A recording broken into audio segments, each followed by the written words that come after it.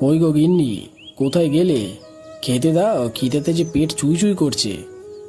হ্যাঁ, আসছি। আহ, কি সুগন্ধ! এত সুন্দর রান্না করো, ভাবছি তোমায় একটা ইউটিউবে চ্যানেল খুলে দেব। আচ্ছা, অনেক হয়েছে। এবার তুমি খেয়ে নাও তো, তারপর আমাকে আবার রেডি হতে হবে মর্তে যাওয়ার জন্য।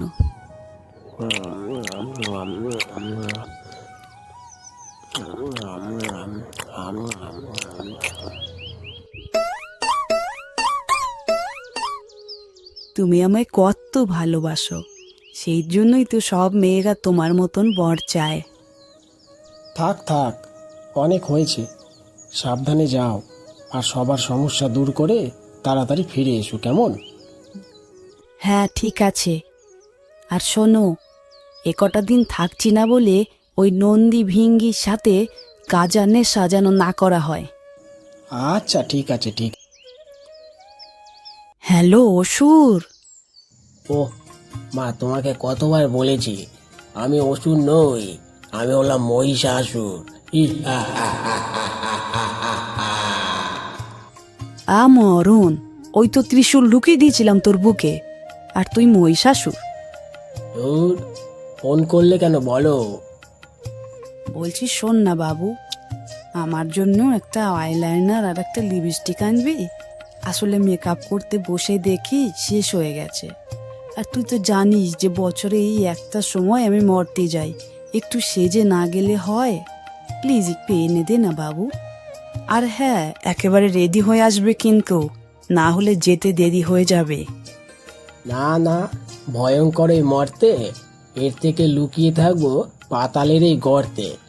আমি এবছর আর মরতে যাব না। উমা, কেন রে?